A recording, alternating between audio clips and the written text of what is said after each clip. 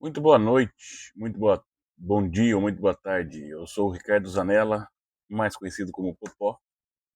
Hoje um pouquinho longe da civilização, mas sem perder o nosso combinado e sem perder o meu rito diário. Nós estamos na primeira carta a Timóteo, capítulo 5, então eu vou ler.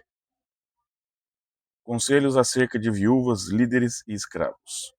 Não repreenda asperamente o homem idoso, mas exorte-o, como se ele fosse seu pai. Trate os jovens como irmãos, as mulheres idosas como mães, e as moças como irmãs, com toda a pureza. Trate adequadamente as viúvas que são realmente necessitadas. Mas, se uma viúva tem filhos ou netos, que esses aprendam primeiramente a pôr sua religião em prática, cuidando de sua própria família e retribuindo o bem recebido de seus pais e avós, pois isso agrada a Deus.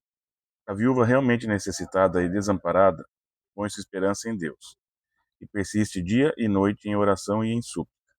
Mas a que vive para os prazeres, ainda que esteja viva, está morta. Deles essas ordens, para que sejam irrepreensíveis. Se alguém não cuida de seus parentes, e especialmente dos de sua própria família, negou a fé e é pior que um descrente. Nenhuma mulher deve ser inscrita na lista de viúvas, a não ser que tenha mais de 60 anos de idade, tenha sido fiel a seu marido e seja bem conhecida por suas boas obras, tais como criar filhos, ser hospitaleira, lavar os pés dos santos, socorrer os atribulados e dedicar-se a todo tipo de boa obra. Não inclua nessa lista as viúvas mais jovens, pois, quando seus desejos sensuais superam a sua dedicação a Cristo, querem se casar. Assim elas trazem condenação sobre si por haverem rompido seu primeiro compromisso. Além disso, aprendem a ficar ociosas, andando de casa em casa, e não se tornam apenas ociosas, mas também fofoqueiras e indiscretas, falando coisas que não devem. Portanto, aconselho que as viúvas mais jovens se casem, tenham filhos, administrem suas casas e não deem ao inimigo nenhum motivo para maledicência. Algumas, na verdade, já se desviaram para seguir a Satanás. Se alguma mulher crente tem viúvas em sua família, deve ajudá-las. Não seja a igreja sobrecarregada com elas, a fim de que as viúvas realmente necessitadas sejam auxiliadas. Os presbíteros que lideram bem a igreja são dignos de dupla honra, especialmente aqueles cujo trabalho é a pregação e o ensino.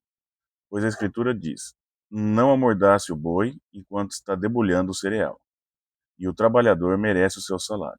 Não aceite acusação contra um presbítero, se não for apoiado por duas ou três testemunhas.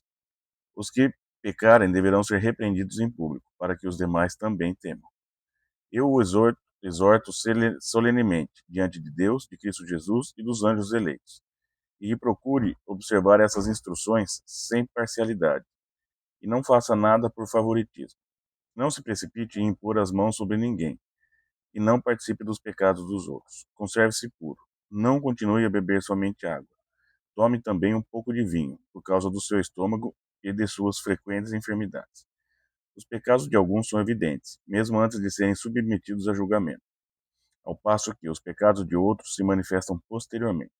Da mesma forma, as boas obras são evidentes, e as que não são, não podem permanecer ocultas. Vamos ver se eu consigo abrir meu estudo aqui.